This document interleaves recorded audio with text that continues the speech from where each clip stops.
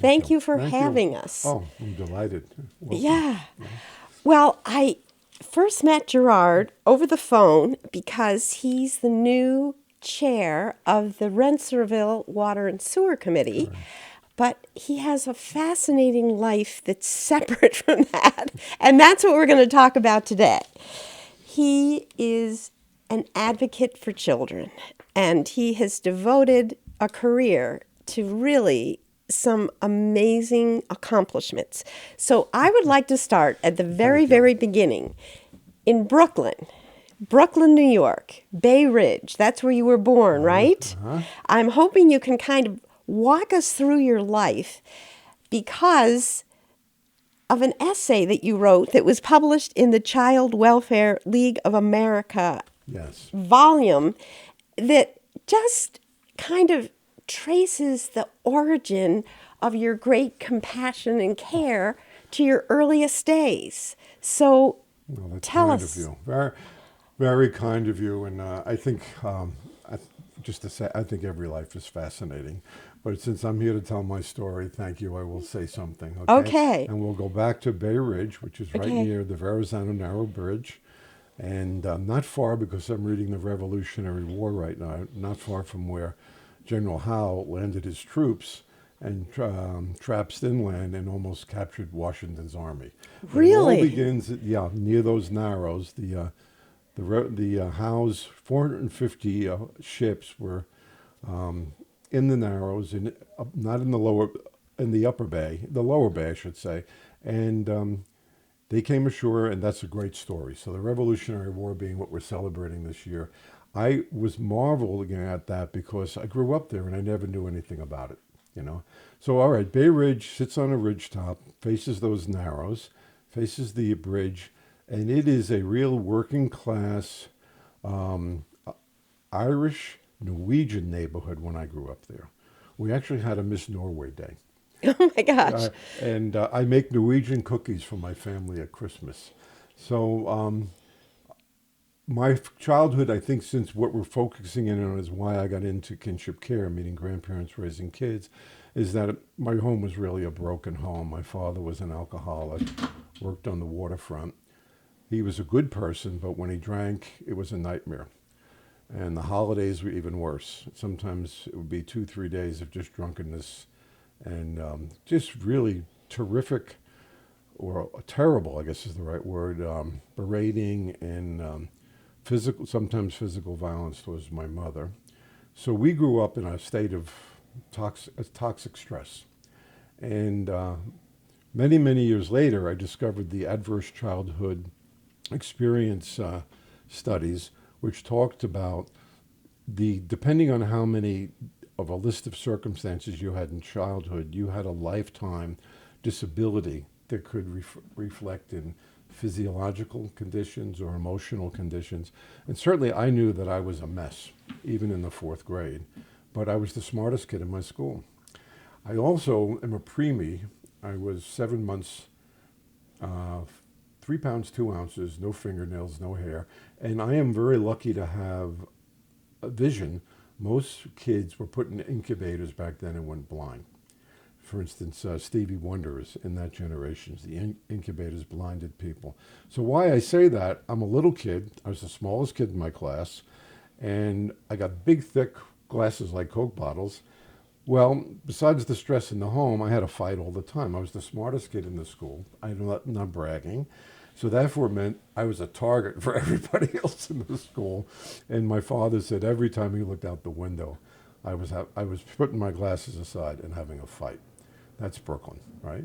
Yeah. Nothing was wrong about that other than that's what happened. And I was living with this toxic stress. So coming forward, when I got to the eighth grade, there was a competitive exam given to the greater metropolitan area, Jersey, all the way to parts of Connecticut, up to Dutchess County, and all of course, the 5 boroughs in Westchester, for a competitive exam to get in Regis High School, which is a very famous Jesuit school, complete scholarship school on 84th, 85th between Madison and Park. Well, I took that test and I walked out of there and thought I never made it. Okay, lo and behold, surprising myself, I got in. So that was my ticket out of Brooklyn. And I went to high school there and really went from being my brother was a John Bircher. He almost was police commissioner, super tough guy, super smart guy, a nice man, but, with leanings, and that's my family. They lent to the right severely, but the Jesuits didn't lean that way. The Jesuits leaned way over the other side. And I became friends with a couple of well-off families in Manhattan who had these marvelous 9-room homes on West End Avenue in the 80s, and I just basically moved in. And they were very well off, and I got to see another side of how to live. And you read Homer. You read Homer. Yeah. Yes. I'm sorry. Yes, Yeah. of course. We did Greek, Latin, Yeah. and French, and I read Homer in the Greek. And give me a few drinks, and I start to recite Homer in the Greek for people. So we won't do that. Okay? No, Okay? but you said that had a big influence Oh on my you. God! Yeah. I mean, when you hear that, the classics, and if you read going back to our founding fathers, they all were immersed in the classics, and they found virtue, which is such a critical word, to having a society that'll work, particularly a republic. And virtue comes from the word virir, which means manly.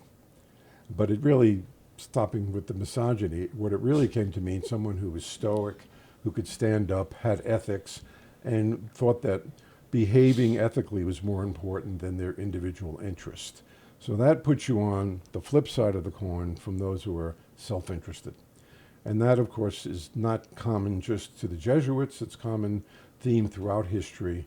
There's also almost a dichotomy in most cultures between the self-interested and those who can muster enough interest about others. So I got out of Regis. I went to Fordham, and my mother died at the end of my senior year at Fordham, right after Kent State. So I was definitely radicalized by then with the Jesuits and that. And I had a 7 or 8 year period where I'm lucky I'm alive. I worked in the South Bronx in a model cities program, picking up garbage, one of 3 white guys with 350 people of color, most of whom were on methadone. And the violence was insane. We were 2 blocks from what they called Fort Apache, which had been firebombed and machine gunned. Back in that era, the South Bronx was considered the worst ghetto in America. And I got immersed in it. I hung out with local people. And then I started to do heroin. And I said, that's it, I'm out of here. And I had a girlfriend, and we got married and moved to New Hampshire and lived in a sugar house with no running water, right? Maple sugar house? Maple sugar house on top of a mountain, froze. But here's a silly man from New York City who knows nothing about the country. And what led you there? I had a couple of friends that had moved to New Hampshire. And they were in Peterborough, which is a lovely town, and we went north of it. And this is just the circumstances, Was I making good decisions? Absolutely not. But what a contrast. The South Bronx, Fort Apache, and then you're on a mountaintop in a sugar house just in New Hampshire. And classically, literally no running water. I remember one morning waking up, and I had a glass of water frozen next to my bedside. That's cold, because that heating blanket saved our lives, right? Yeah. And of course, I went out and got wood, and I didn't know anything about wood, and I had green wood, and all the things that I've lived in the country, kept a place in the country almost ever since. Okay, so you're giving me a lot of time here, but you're going to get to edit it, so you'll take care of it. Okay, so my long-windedness, you're indulging. Thank you. Okay. Well, I'm finding out fascinating bits and pieces that all weave together into a tapestry to make you who you are and inform the work you did. Well, I thank you, and I'm going to go try and move through it. But when I got through college, I had been reading, like a lot of people back then, we're doing drugs, and we're reading stuff about things like Aldous Huxley, The Ground of Being, which I thought was a very influential book. And then I read a book by Irving Goffman. It's a well-known book in sociology called The Presentation of Self in Everyday Life. And this book drove me to the sugar house, because basically Goffman said everything you do is about self-interest. Even when you're doing the most altruistic actions, you're really doing it to show how great you are.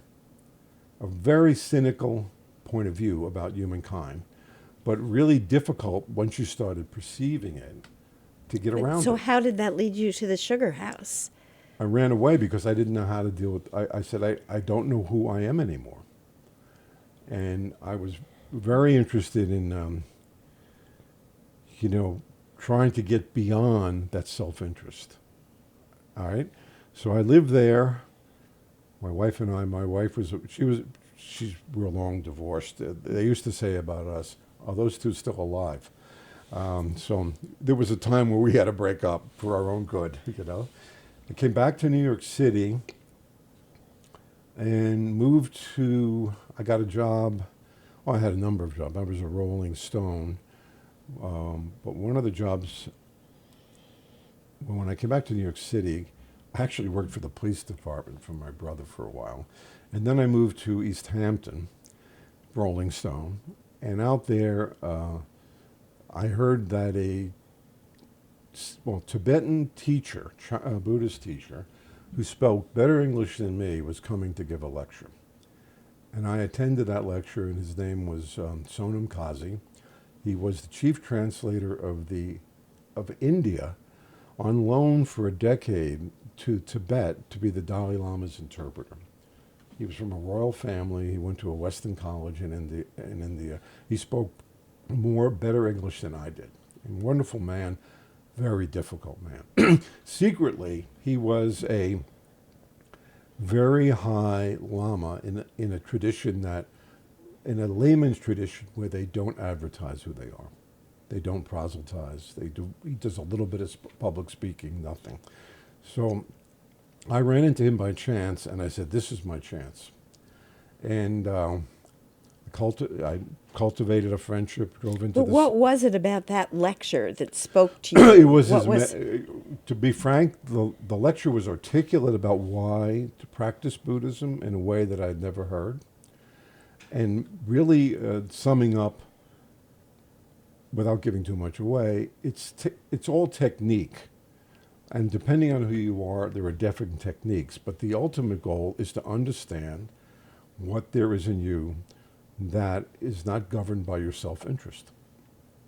So you're still taking off the Gotham book where he was all about Yep. self-interest, Right. and you're trying to find what you had inside of you That's that right. wasn't self-interest. And I am not alone in this. I think it's a common, maybe religious, maybe ethical endeavor across the world. But this was my opportunity, my experience. So I don't claim anything special about it other than it's not the way most people think they want to devote their life. Right. But I mean, you were raised Catholic. You went to this Jesuit Yeah. high school that really shaped you.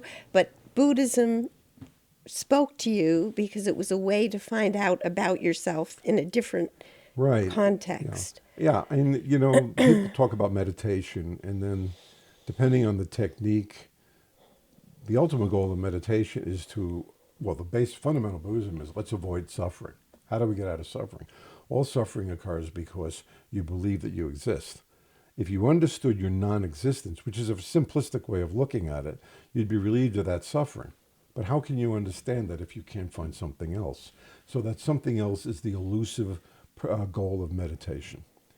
And whether it's something else or whatnot, there's libraries full talking about that, Yeah. But the good luck about Sonam Kazi was he was a master of it. You said he was a difficult man. What was difficult? Well, he was royalty from Sikkim, a bureaucrat, and he was used to his way. And to put it in a phrase that one of his students said, Sonam Kazi's Buddhist boot camp. And I went and lived with him, and and it was difficult. I slept on a rug. I didn't have any cooking facilities, and he made it tough, but he was good to me. I've traveled to India with him. I've traveled to Hawaii. I've met the Dalai Lama over a dozen times because they were personal friends. Tell me about the Dalai Lama. I've only ever seen news clips of him, and he seems like a genuinely simple person? Is that how he comes across in Well, real you life? don't have to rely on me. There's a anecdote I can tell you that Ed McMahon, who's now deceased, used to be Johnny Carson's number two, Yep. and he interviewed the Dalai Lama, I think in the '80s, and he came to Carson and he said, "The Dalai Lama is the most genuine human being I've ever met in my life." And the reason that genuineness it emits from them, it's not that they're so emotionally intelligent or they say the right thing all the time. The emission is their immersion in that non-self, in that selfless meditation that essentially, if you would give it an analogy in the West, it would be grace. So impenetrable, ununderstandable, but kind of permeating when you're near them. People come away happy because that thing is going on. So I'm saying a lot, okay? Yeah. Yeah. And I met him many times, and you'd always, I remember coming down a hallway to meet him, and I immediately was, because I was used to this, somewhat of this, just hit me in the face, the emanation. And if you think about in the West, the saints are always pictured with halos around their head, and the halos are kind of representations of that quality that's kind of ineffable, not really demonstratable or something that you can grasp, but permeates what's going on. That's a lot, right? That is a lot. Yeah, yeah.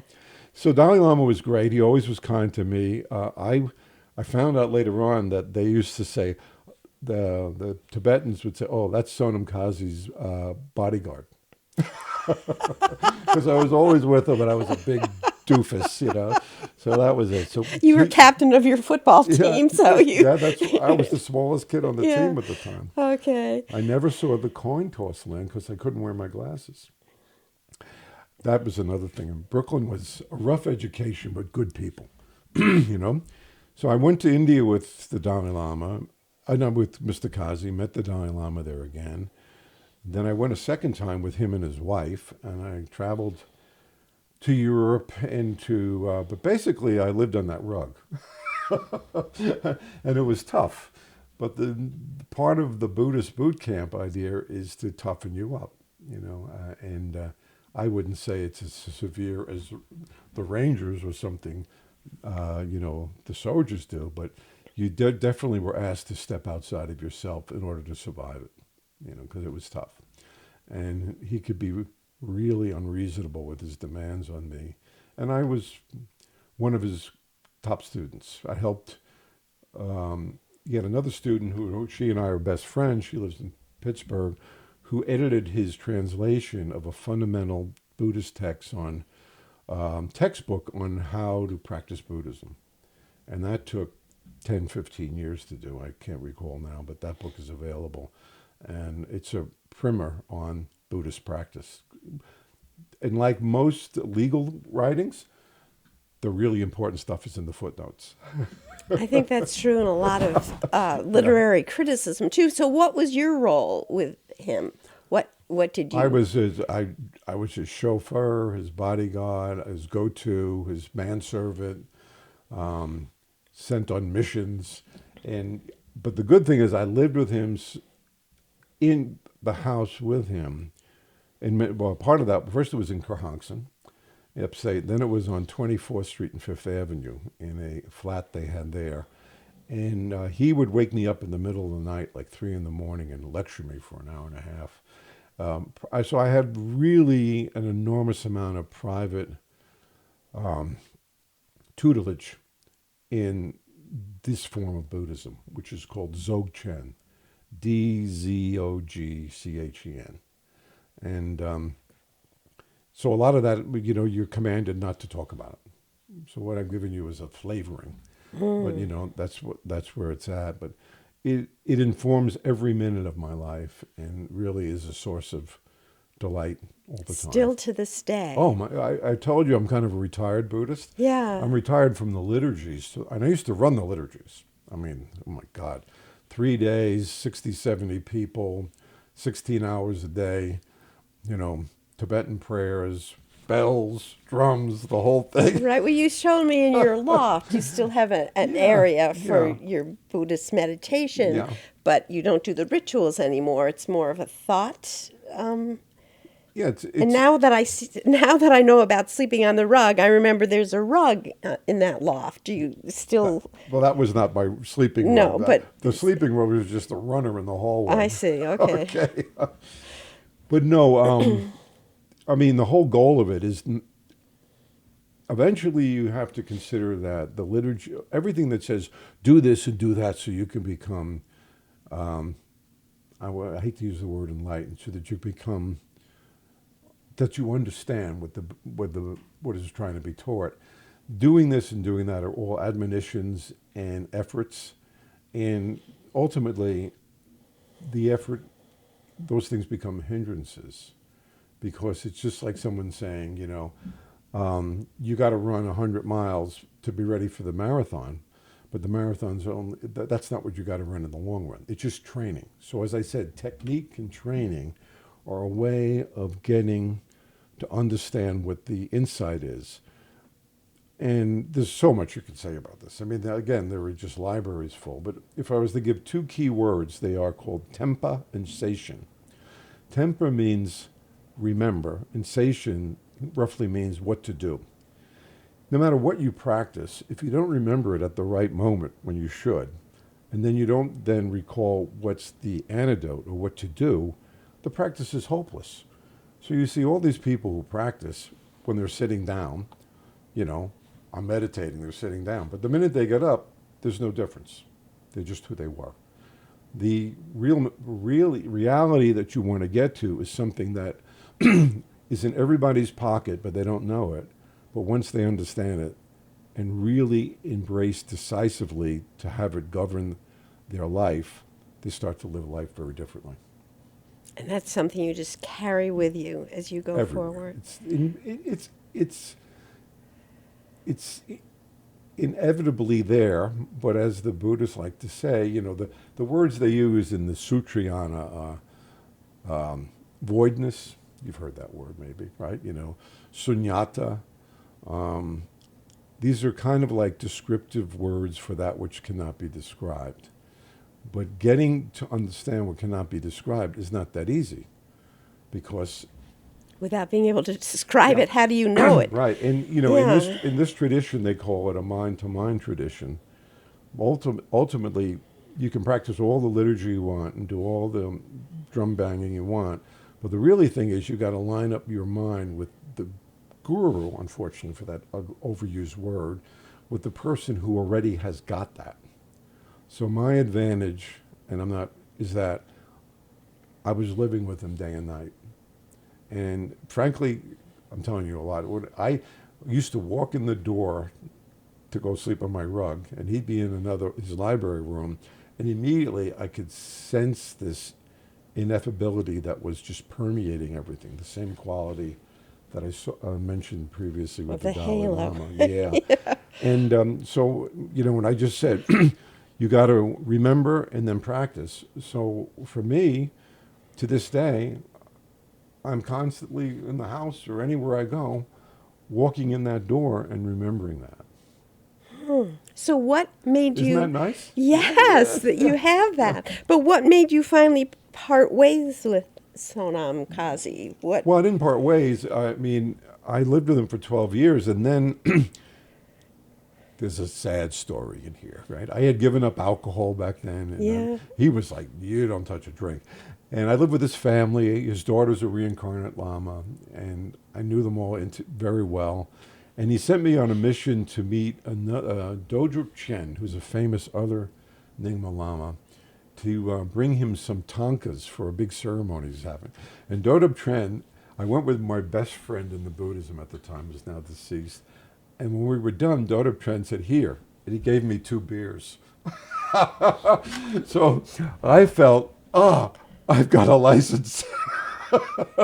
And I never drank that. I've had some bouts because I'm Irish, but, I never went back to abstinence again.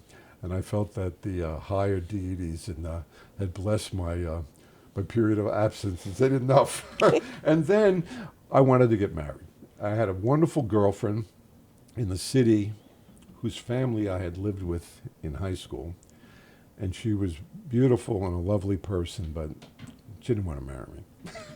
So but we moved her to Woodstock because her family had a home up there. And so she moved out of her 8-room apartment off Broadway to Woodstock.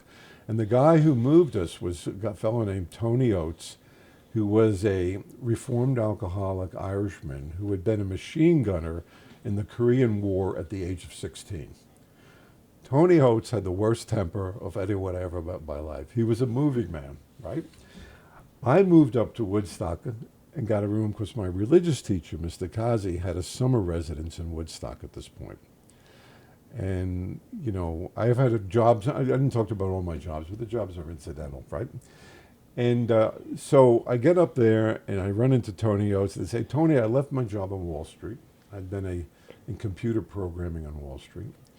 And he says, I need someone to help me. You want to help? I said, yeah. So I became a moving man. Oh my gosh.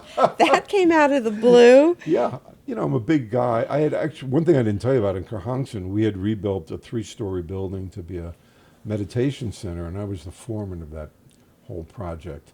I wasn't the best builder, but I was the guy in charge of getting people there and organizing. And that house, at one point, we had 43 jacks under it because we jacked a 3-story building up in the air and rebuilt the foundation under it. It was all washed out, a lot of years of mud. And it's toughness. Kazi would come and run that. He had built big houses in Sikkim. He knew how to build. He was also a great musician and eloquent speaker. Oh my gosh. Yeah. I'm going to go back one more story about Kazi. Yeah. When his book was published.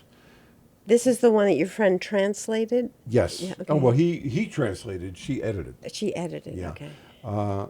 The Dalai Lama asked us to go to, I think it was, it might have been the University of San Diego, I forget where, somewhere on the California coast, to translate for the Dalai Lama, who was going to give a 2-day lecture on Dzogchen. And so me and another one of my good friends loaded a truck up with books and drove to the West Coast and attended that lecture. Now, there's many marvelous stories about that lecture, but related to what I'm talking about here, the most beautiful one was Kazi is translating for the Dalai Lama, 6,000 people in a gymnasium at the university. And he didn't get to translate much because this other Lama wanted to showboat. But in the middle of his translating, he says to the audience translating, the most important thing is to remain nonchalant. You could see the gasp. No one had ever heard that word associated with Buddhism in their life. Nonchalant. But it is kind of part and parcel of the equipoise that you would, once you've attained it, it is not something in which you're responsive to the silly comings and going in your mind.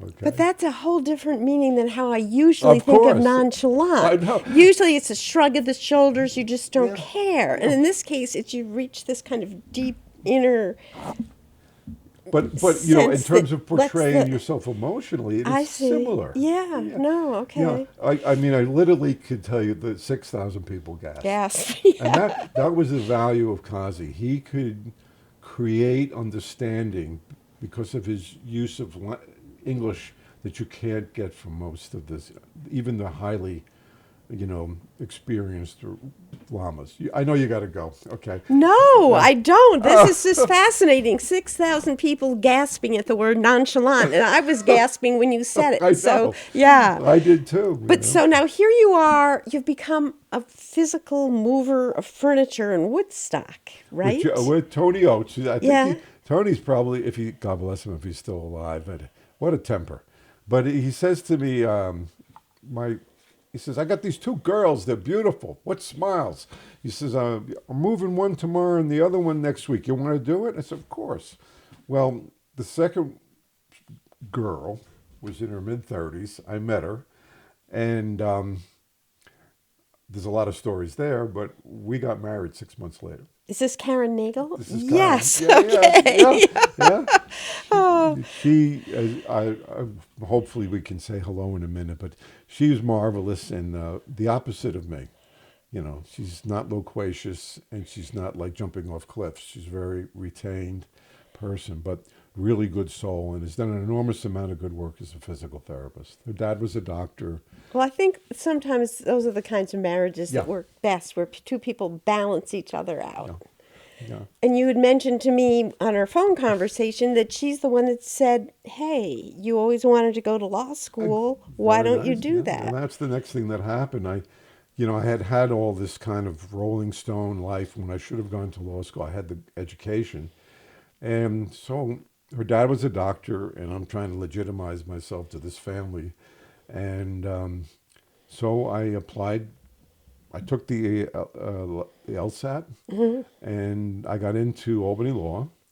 And so I said, I'm going to go for it. So we were living in a but not a sugar house. Now we were living in a post and beam that had been the barn to Big Pink. Big Pink is a famous house, and Bob Dylan hung out there. So Big Pink is still there; it's still pink, and the barn in back of it had been converted into a small home. That's what we bought as our first home.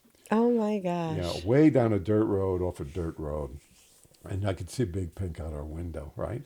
So my little joke would always be, the really good stuff happened in our living room. But nobody knows because the walls can't talk, right? Right? Yeah.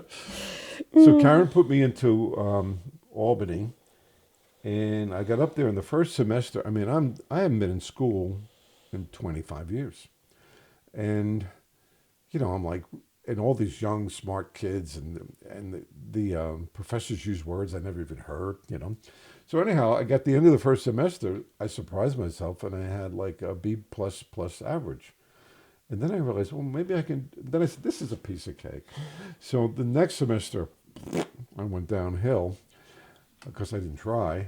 And then I realized, wait a minute, I could really do well in law school. So anyhow, the sum and substance, two things happened to me in law school. One, big picture, I graduated magna cum laude, which is over a B plus average. I was ninth or 12th in the class, but I was too old to become a lawyer. I was 49 when I graduated. 49, yeah. So what am I going to do? Go out and work at a law firm with a bunch of guys in suits and ties after my life? Was not going to happen, okay? But fortunately, the Government Law Center had a competitive exam for a fellowship, and I won it.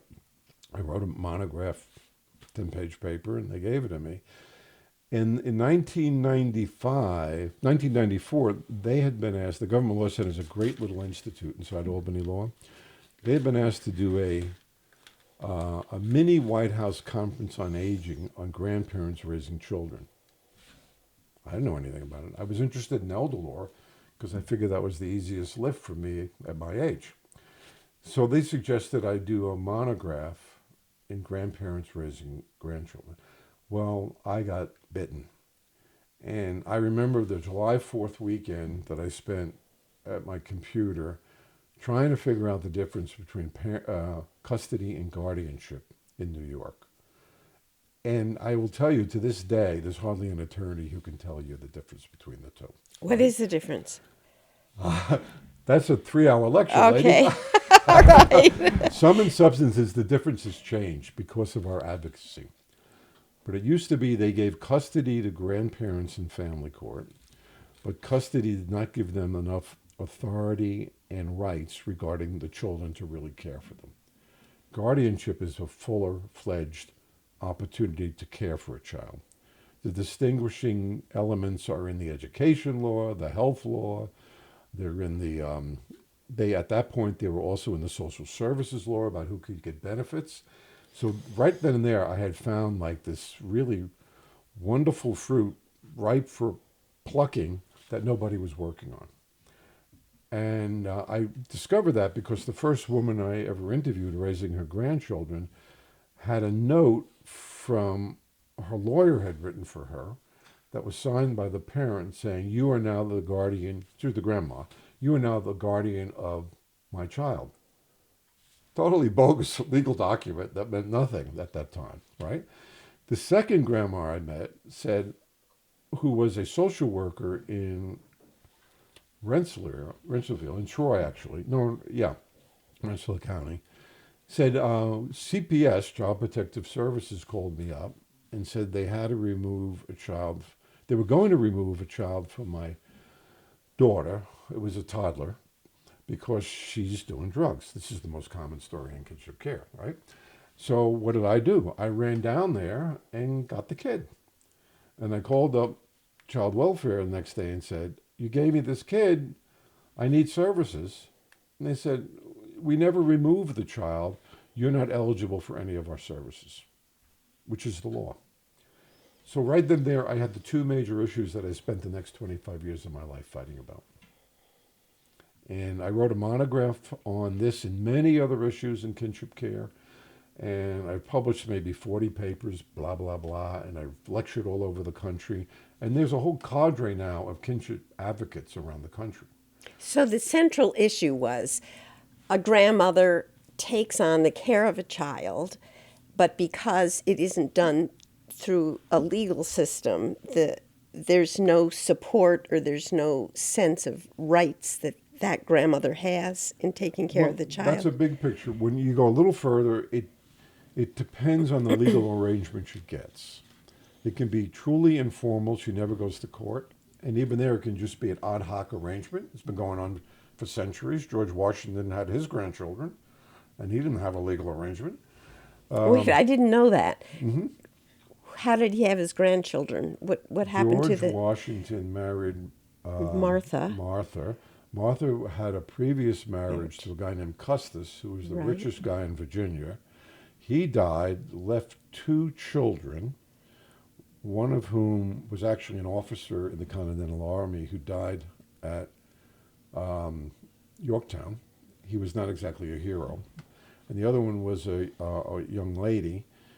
His two children, Washington's grandchildren, came to live with Martha and George, and they are the first children who lived in the presidential residence in New York City.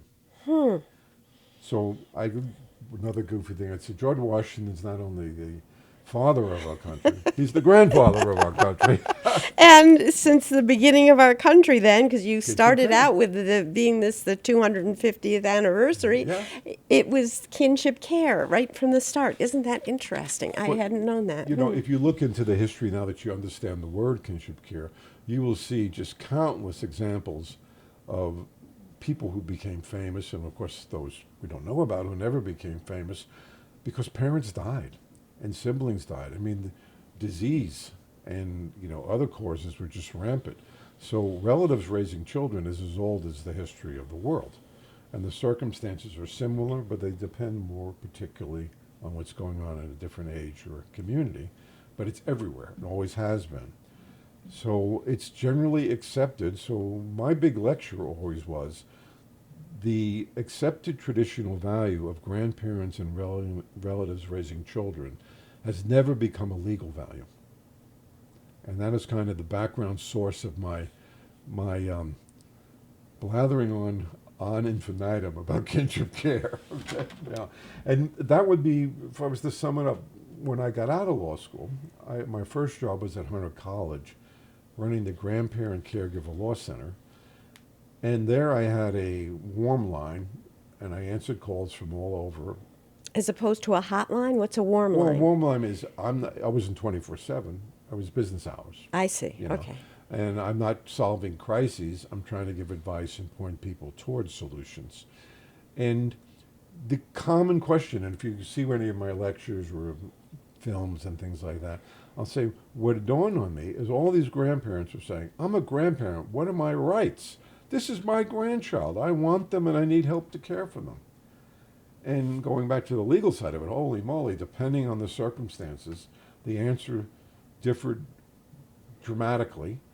And the common answer and the summation answer is, you have no rights. So that's where my career went. And I've written about a dozen laws. I've helped pass about a dozen laws in New York State. And a lot of regulations.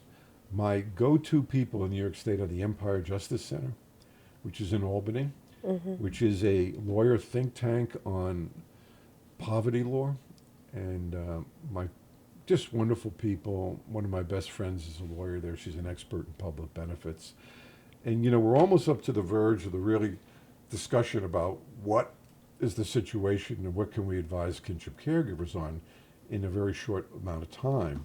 And if you allow me a couple of minutes, I'll go into that. Yes, Yeah, yes, yeah. that's. I'm sorry for all this kind of blabber No, about it's myself, not. okay? The background is who you are and why you Yeah. did this, but now we're getting to like what our listeners might actually be able to act on or use. So what, in your nutshell? Well, when I got into Hunter College in 1999, and I started listening to caregivers, the commonality of their circumstances, which I kind of exemplified before with those two examples, okay, was just striking.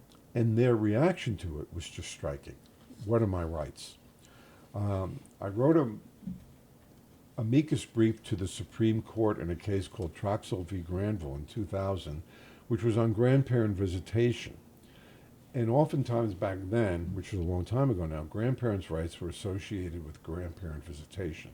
And that's an issue that was partially resolved in that decision by the Supreme Court, but was kind of a misnomer because grandparents weren't really interested in their rights to visit. They certainly were, but the grandparent who knew that their daughter was living down the road, doing drugs, having a handful of guys through the house every night, and the calls to CPS in a rural county in particular were not getting that kid removed, was at wit's ends to what she could do to get a little child out of that home.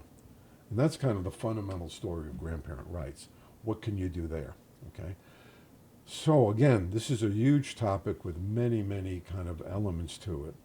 But as far as the last thing about my own, I started traveling around the state giving lectures, and I promoted at the legislature with AARP's help, which used to be much more strongly interested in the subject.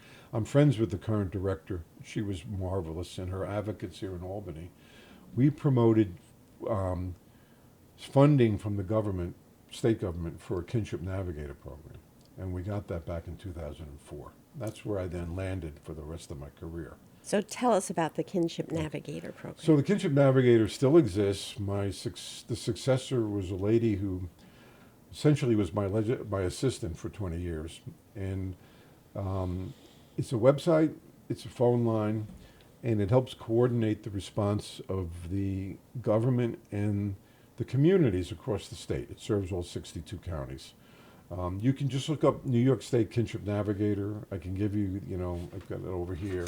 The phone number, because I'm now is an 800 number, 877, I should say, 454-6463.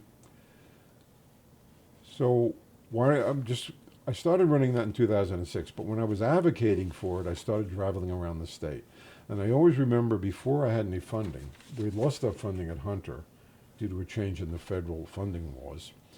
And I'm driving around the state, and I just particularly remember going to St. Lawrence County and sitting down with a bunch of grandmas who were farmers. So, the association with the inner city community is too strong. It's everywhere.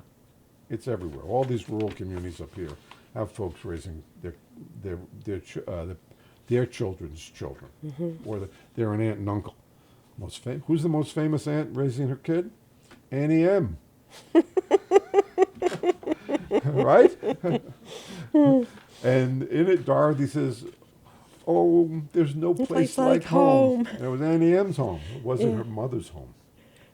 So these folks are doing God's work. And what it came out of that... So you met in St. Lawrence County, and what happened from that meeting? I just was flabbergasted by, frankly, a lot of the worst stories I've heard are in rural communities of parents who are really, really dangling these kids in front of the grandparents and using them as bait, or, just torturing the grandparents with them. The families just break down. The grandmothers just break down. I don't know what to do. I can't bear that this child is in that home and I can't get her out. It was more common in an inner city because, commonly they say, oh, they'll remove children from brown families very quickly. But removals in rural areas don't happen with the same knee-jerk reaction. So I think one of the byproducts of that is me hearing stories that actually hit me as more atrocious in some of these communities I was in. They were atrocious everywhere, you know. And so I said, I got to do this. I got to do this. It doesn't matter. Nobody else is doing it. And then fortunately that program got funded. So I had a job.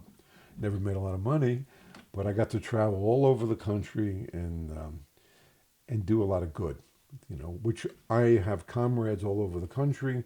I'll go to Nevada, for instance. There's a lady out there, Ali Caliandro, who just like woke up to this maybe 15 years ago. She was a social worker and has driven that program to be a national model and, you know, has all the fire and smarts to do that. And there are people like that everywhere who woke up to this issue. Yeah. So in New York State, you mentioned a dozen bills that you helped support and were behind. Did they pass? Yeah, I'm talking about legislation. Okay, so what? There's a lot more bills that didn't pass. Yeah, I bet. Yeah. But so, like, what's the situation now? Let's say here we are sitting in a rural area. If there's someone listening who's a grandparent and is worried about a grandchild, what paths are there now? Okay, first off, they should call the Kinship Navigator. There's Okay. over 50 legal fact sheets. Many of them have been updated, but almost all of them were originally written by me. Okay, there's a primer on kinship care in New York. That's like a 70-page article. There are so the NAB, you have those kind of self-research. I'm going to help you with that. That's the background. You can talk to someone there. They will tell you what is available in your community. You can be put in touch with a lawyer through legal aid, okay, who will do either a consultation or a chat with you. And so you can all start all that at the Navigator, okay? But in terms of looking at the fact sheets and trying to understand the situation, here's the quick and dirty, which is not that quick, okay? First off, it really breaks into two situations. I want to get the child, and the other one is I have the child. So the first, in my lecture, I would call the opportunity to care. If you're looking at caring for a child, the child's probably with the parents or possibly in foster care.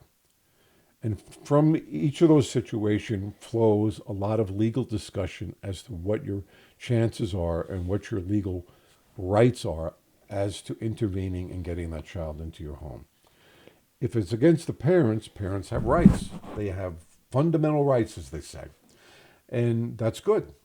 But there are inroads against those fundamental rights in family court, depending on what you can show are the circumstances. Yeah, you had an example in this essay about a father who, I don't remember if he was on drugs or alcohol, but was abusive to the child, and the mother came to live with the grandmother, and then the mother died, and the father had the right to the child. That lady is Bridget Castellano, who helped me and others form a national grandparent group that is now defunct because we ran out of money. It's not easy to get money for these things, but was, appeared in front of the Capitol and for about a decade was the go-to advocacy group in America on this issue. Bridget lives in Suffolk County. I actually visited her before Christmas this year. She's now 81. Her grandson's 30 now.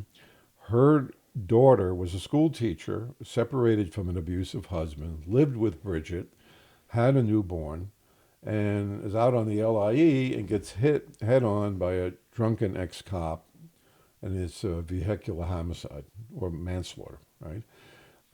She goes to court wanting custody and quoting the judge and subsequently $70,000 of her money.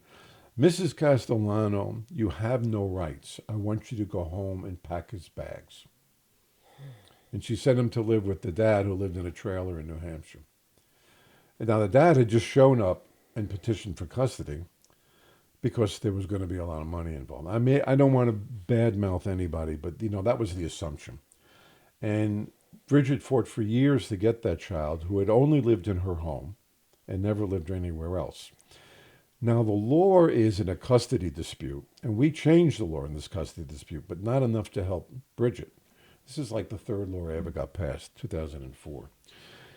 The law was you can bring a petition for custody against a parent if you can, in your serving papers, and then in a threshold hearing, prove that there is harm or the potential of harm to the child by continuing to live with the parent.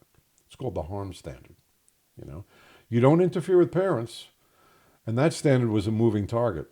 Back in 1880, there was a case where the judge said, "So he stabbed his son. He can do that." Oh my God. So by the time we get to this case, which was in the late 70s, it was pretty much, they called the legal standard is called extraordinary circumstances. There must be an extraordinary circumstance to intervene in a fit parent's caring for a child. Essentially, you have to prove them unfit, right? What was not in there was if you were caring for the child. So if you were caring for the child without the parent present in the home, for instance, my daughter gave me my grandson 3 years ago. She's been out running around like a screwball. Now she's settled down and she wants the kid back. The kid is safe in my home, stable, doesn't bedwet anymore, is doing well in school for the first time in his life. I don't want to give him back.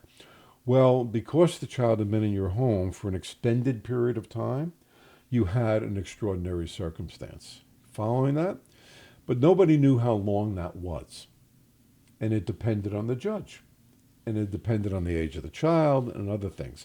So the second law I ever got done was to codify what an extraordinary circumstance was.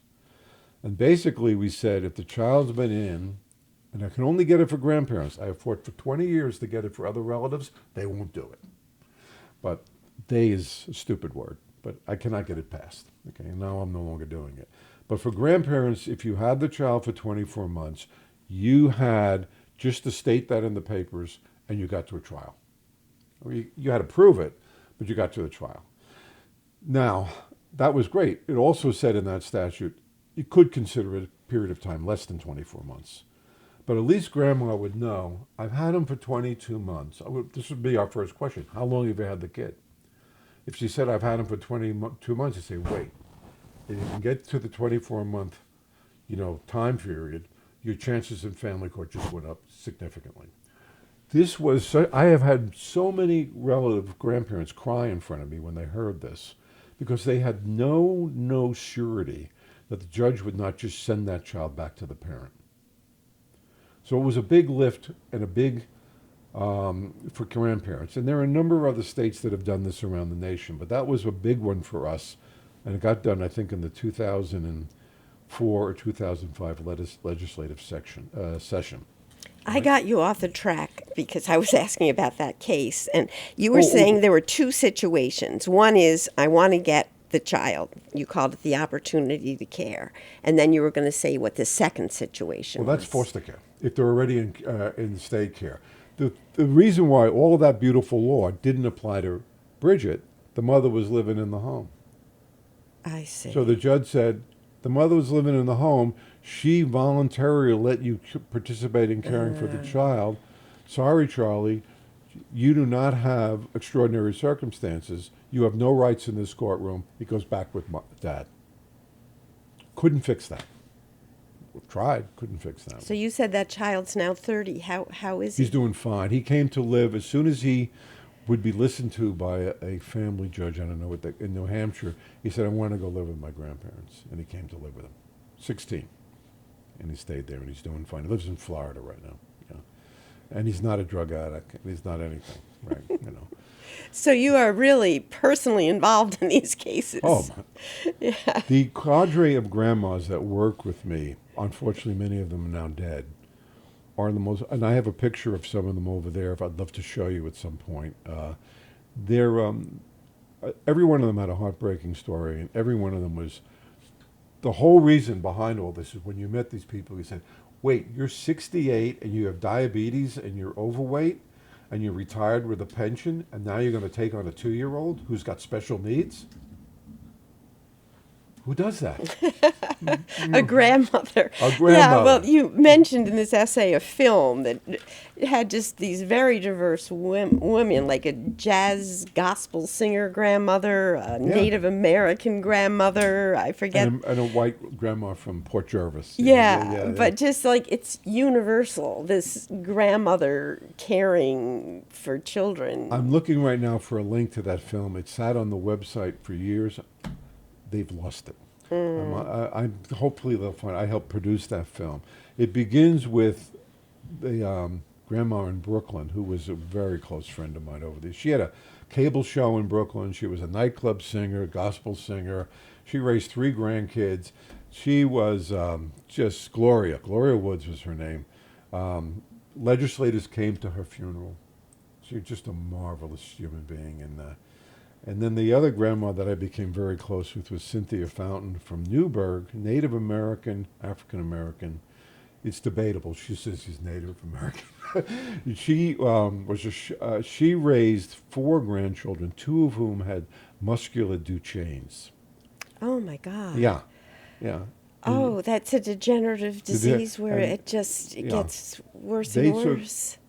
That woman walked on water in my mind, and Whoa. and both of these ladies would come.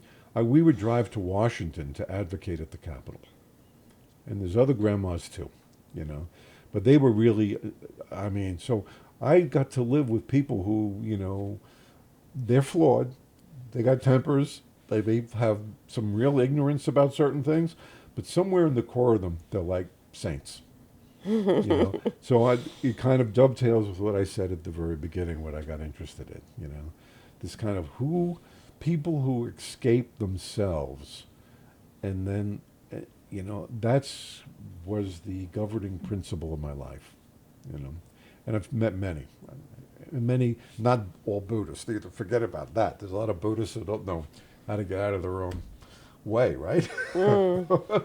So anyhow, I told you about the custody issue. The second part of the custody issue is I took the child because CPS asked me to take them. I want to be a foster parent. Why can't I be one? They were going to remove him, but for my intervention.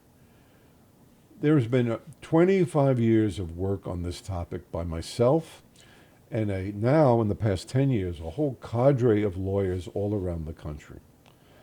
And I used to call kinship care. I had an article in the Washington Post op-ed page centuries ago. They changed the title. The title for me was The Other Child Welfare System, which is much bigger. In child welfare, there's about 400,000 children across the country. In kinship care, you're talking about 3 million, right? And for the most part, child welfare has services like this, and kinship care has hardly anything. So we didn't even get to the service issue. But when it comes to foster care, how unfair, how brutal to put a grandmother in charge of a young child at the great disadvantage she has of age and circumstance and deny her help when you were going to remove that child. Yeah, it makes no sense. But that is the law, and I can talk about what's happened since then, but the fact of the matter, we are still fighting that battle. And what it's called, another name for it, there's a lawyer and professor who called it hidden foster care. And a lot of counties and a lot of states have de facto policies. We can't pay for all these kids in foster care. If you can get a relative to care for the kid and don't make them a foster parent, go for it. So the game playing there has been an enormous lift over the years. We've improved the law in New York. The commissioner of the Office of Children and Family Services have been invested in it, but it's kind of like pulling teeth. On the one hand, they really don't like the practice, and they want to diminish it.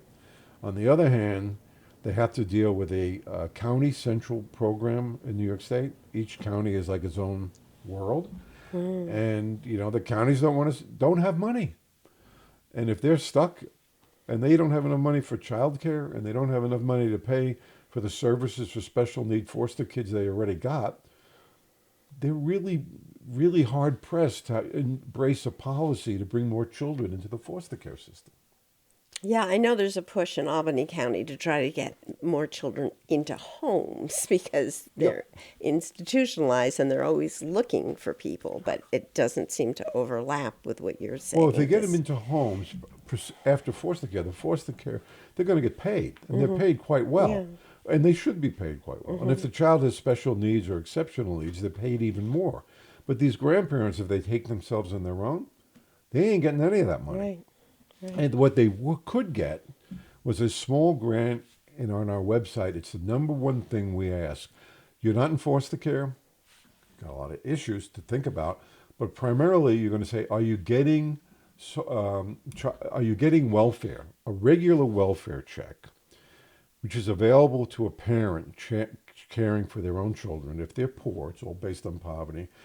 Is a welfare check. But there's a special welfare check for a non-parent raising a child. It's called a non-parent grant. It's also called a child-only grant. I've written on this for 25 years. We have a lot of information on the website on it. When I first got into it, the counties would say, you can get this grant if you have a court order. And some counties would say, you can get this grant only if you have a court order of guardianship. When the law was, you just have to be caring for the child full time in your home. And I mean, I've actually sat in rooms with social services directors who have said, what? And then looked it up and realized I was right and they were wrong. And they've been telling caregivers they couldn't get this grant for years. Oh my gosh. So big part of the Navigator website is you can get this grant. Now, the last time I looked, in New York State, only about 25% of eligible families were getting the grant. So we have a whole other bunch of regulations and advocacy work about you got to let people know about this grant and get this grant to them. So like anything in the law, there's the law in the books or the regulation, and there's the implementation. Yeah, just getting people to know. So 3/4 of the people that are raising kids in their home either don't know or haven't been able to access this. One of the things, one of the other places that any relative should go to is the Office of Children and Family Services' own website. That's the state organization that administers foster care, child welfare. Child welfare is different than welfare. Child welfare is there's something happening, we got to take this kid. Or we need to give services to mom because she can't care for the kid. On that site, you click on kinship and you'll get a bunch of pamphlets and information and more. And most of those pamphlets and information myself had to do with, and the one in particular is called Know Your Options, lays out a lot of this. But they're going to point you to the Kinship Navigator to find more. So it's incestuous. The Navigator is funded by them, and we work with them. Where we're kind of a thorn in their side, but on the other hand, they recognize the value of supporting these families, particularly if they're not in foster care, right? It's endless, and I told you this. A 3-hour lecture for attorneys, and you don't even get on top of it. But I will say on 2 more topics really quickly. I can't get to all of them. On this child-only non-parent grant, it's about $430 for the first child. It's county-based. It depends on the county's kind of computations. And then it's a fraction of that for each additional child. It isn't a full doubling or tripling, unlike foster care.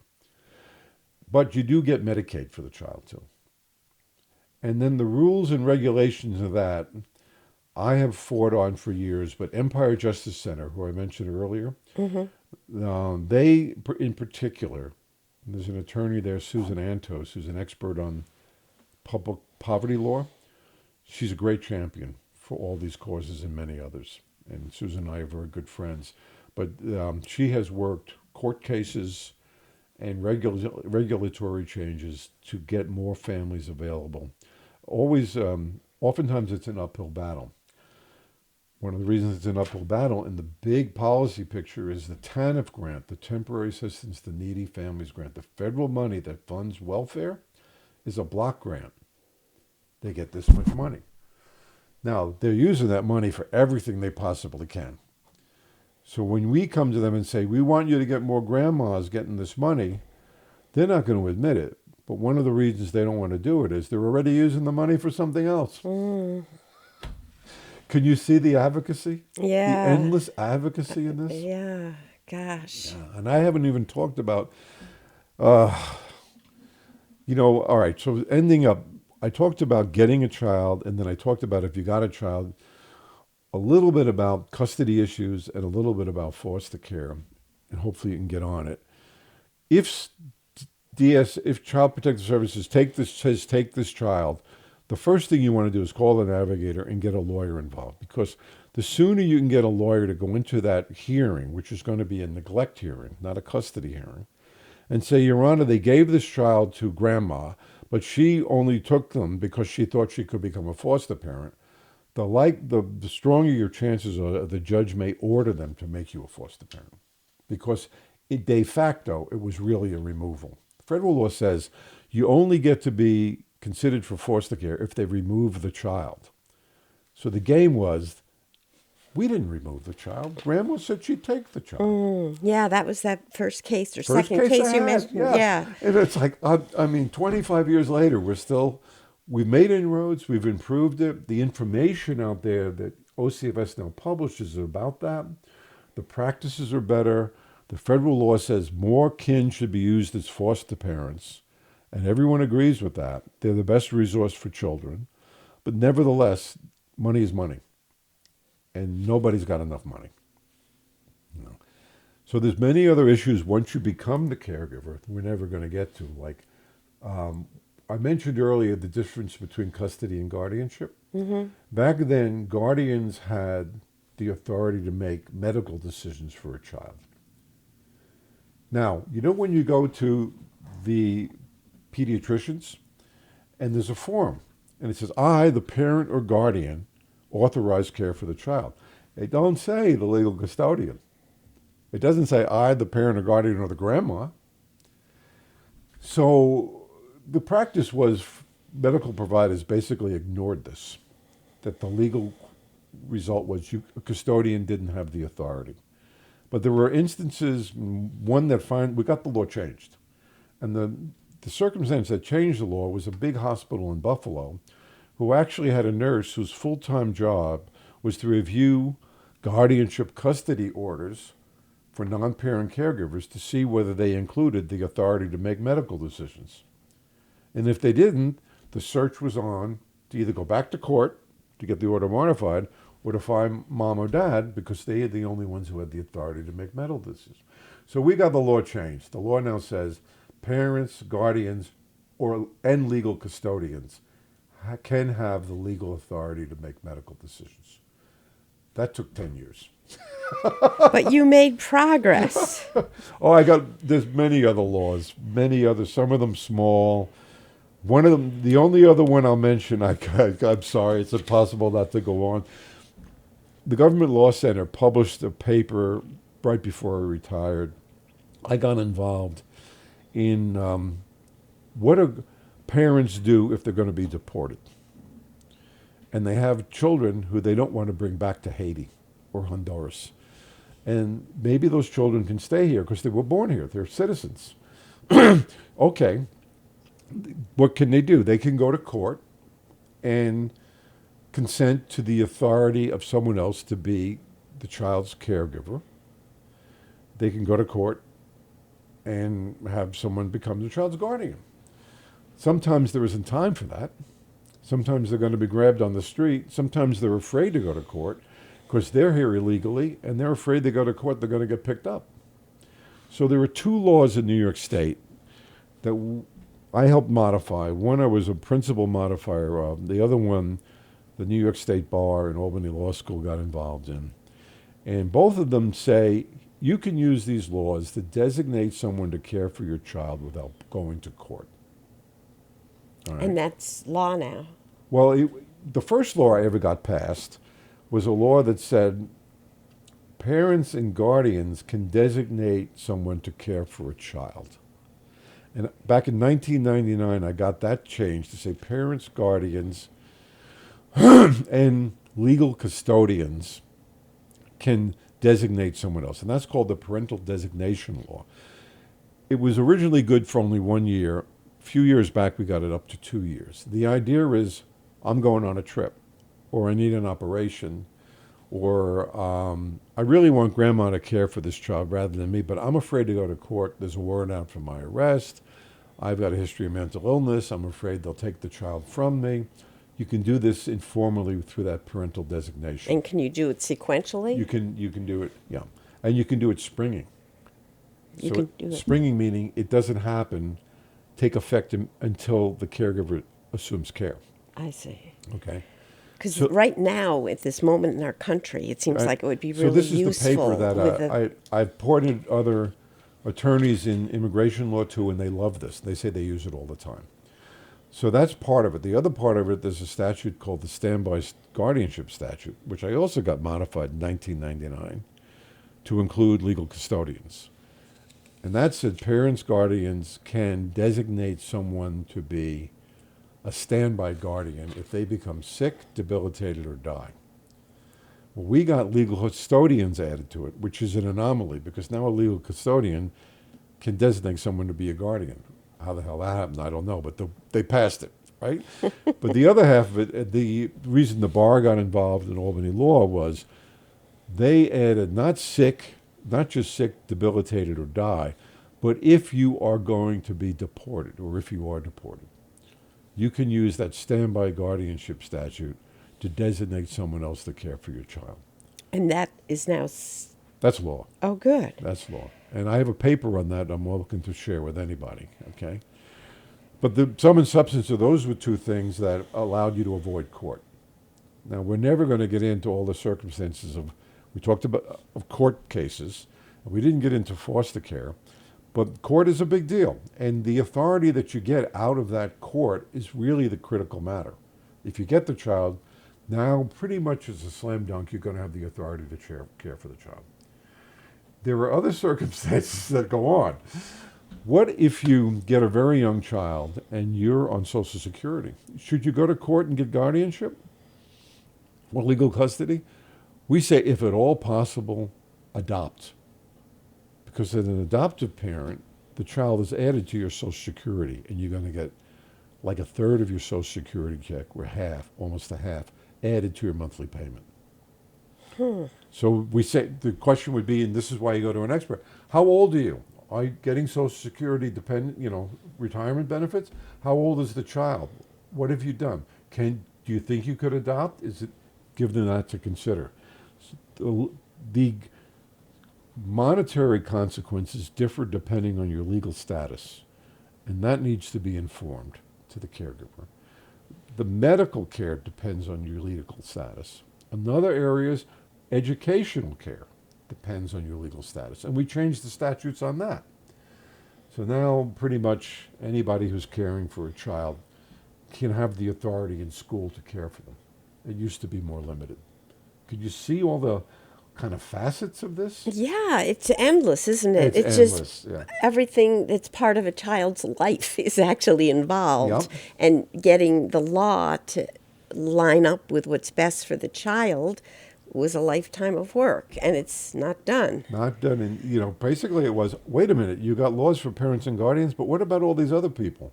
And it's like, oh, there's a hodgepodge of laws that sometimes cover, sometimes don't, leave out huge segments of the population. And sometimes you're ignoring the law because it's the only way you can, help them provide care, like the way pediatricians, you go to pediatricians, they don't even realize it says parents and guardians, But once in a while they wake up. And if their attorney wakes up, all of a sudden the practice stops. And I'll give you one more oddball example. You get all the way to college, and you want to get, I think they call it the FICA. Yeah. Well, depending on whether you're the custodian or the guardian, it treats you totally differently in terms of financial aid for the child. Oh my gosh. Who knows that, right? Right. No. Wow. Yeah. So it's a lifetime, really. It follows you And until adulthood. In this instance, if you're the custodian, they don't attribute your income to the child. But if you're a guardian, they do attribute your income to the child. So it makes a difference for what your scholarship is. Yeah, of course. Wow. don't even go into the laws of intestacy and equitable adoption and all sorts of other oddball topics, some of which aren't even really actionable here in New York. It's just an amazing kind of hornet's nest of law. So I had the benefit of being able to go into much more experienced attorneys and practitioners. I'm kind of a gadfly, you Yeah, know? you are. Yeah. And I could go in and say, all right, you're going to get the lecture on kinship care. And as I've said to you, 3 hours later, they would say, wait a minute, we need more time. I bet. Yeah. I bet. Yeah. Wow. Well, this has been a fascinating Thank you. talk. And I'd like to end on something really nice. Family is so important to you, helping all these families. Just tell us about your daughter. I saw her picture upstairs and she was beautiful as a baby and beautiful now. Just tell us about that. Well, she's turned 26 last Monday. And she's going for her second master's. And again, Katie, named after my mom. There's a million Katies in our families, right? Irish family. But Katie is from China. We went to China when I was 52 and adopted a 10-month-old. And that's because my first marriage was insanity.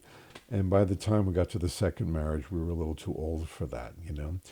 And my wife was the one who wanted to do it. I said, I am working 60-hour weeks on this because this is endless advocacy.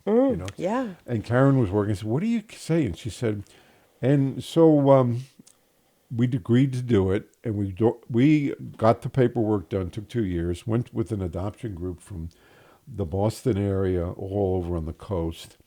8 families, met these little children. We'd only gotten a little snapshot of them, and I knew one line about her. She was in an orphanage in a city called Hefei, and it says, likes to be held. Well, when we met her, Karen, they said, you got to be careful because these kids have never seen white people before. And they're all babies, right? And they all break out crying. That was what they said was going to happen. Well, that didn't happen. Katie put her head on my wife's shoulder, embraced her, and went to sleep. Oh. So me, the skeptic, then when she woke up in this room of crying babies, Karen put Katie in my lap, and I looked up at her, looked down at Katie, and looked up and said, "Thank you." It's love at first sight, right? So Katie went to UPitt and got a master's in healthcare administration because after working summers at the nursing home with my wife's in charge of physical therapy over there at the county nursing home, big nursing home. She just fell in love with the elderly and could not believe, what those people, or anybody involved in nursing home care, is swimming against the tide, and it's brutal. And even people in nursing homes that provide bad care, I don't fault the caregivers. They're just so overwhelmed. It's just a very, very labor-intensive job, difficult job, and there's just not enough help. So it's a tough time. So Katie loved that and decided, I'm going to be an administrator. I want to change it. So she went to UPitt for that, but then when she got done, she did very well. She's marvelously beautiful and smart and calls us almost every night, which is nice. So two things I'll tell you about Katie. One is that she got done there and said, I realized I'm going to be behind a desk. No, I want to be with the patients. So she's gone back to get a master's as a clinician in social work, and she's marvelous, running support groups, and she's just a wonderful person. She lives over in Boston, and she's a runner, and has a great social life. But the story there that is lost in it, that's beautiful, is there were 7 other little girls adopted that day with her. And all those 8 girls, we have kept them in touch and gone to a couple of twice a year we get together. Not so much anymore. They grew up knowing each other. Her best friend is one of those girls who lives in Boston. And those girls still get together a couple times a year and have dinner together. Nice. So they have a little sorority. It's marvelous, and they're very different. It's amazingly how different they are. But not one of them is a dumb. They're smart as whips, and they're all doing good things, right? So my other story of Katie is kind of to show you how beautiful it is when you adopt, and adoption parents are like these grandparents. They're going to go to bat for those children. They're kind of special. We went to Treasure Island when Katie was in the fifth grade for a vacation, and we ate outdoors on the beach. And Katie looked up and noticed that there was a family of two white parents with a Chinese girl eating nearby us. And in our conversation, she said, "Dad, Mom, this is the first time I ever realized that people would know I was adopted." Oh. Isn't that beautiful? I mean, it just was not part of her life. So we were, she's really a wonderful kid. And my phrase for her is, I say, "Katie, I love you more than I love the space, the timeless space." And timeless space is a euphemism for the shunyata, the voidness. Okay, and so I would tell her, "I love you more than space itself." Oh, I said it different. I said, "Love you more than the sky itself," because the sky is an analogy for space, it being endless, right? And So that's more than infinity is yeah, the idea. yeah, and More than forever. More than right, yes. yeah. Because she actually tattooed that on her somewhere on her body. Isn't that beautiful? That is beautiful. Yeah. The whole story from beginning Thank you. on your wife's shoulder instead of crying immediately, love at first sight, to this. Wow. Oh, one little sidebar there. Katie had curly hair as a Chinese baby. No, I mean, she was a stunningly beautiful kid, which I didn't think was going to happen, right? But her hair was curly, so curly you couldn't believe it. Not like frizzy curls, but real. She still has a good wave in her hair. We couldn't go anywhere in China without the waitresses immediately asking if they could hold the baby.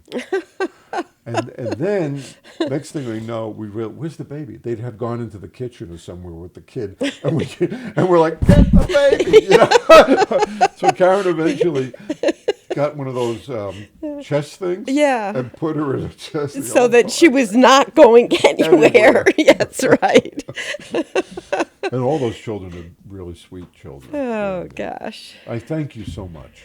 I do have a closing comment I want for the audience. Okay? Oh, Okay? gosh, yes. And that is, we got a chance for me to talk about myself, and there's many other people who do marvelous good work in so many different arenas. I don't even pretend to be in that echelon of many of them. But the important thing is for the grandparents and relatives, and even family friends who are doing this, that they deserve the respect and admiration of their community, and they deserve all the help they can get. And I've told you a few ways that they can go get help, but they should not be ashamed, not think that what they're doing is because of a failure. It isn't. Life throws us many turns and many curveballs. You're doing the most important job in the world. I admire you, appreciate, and love all of you for what you do.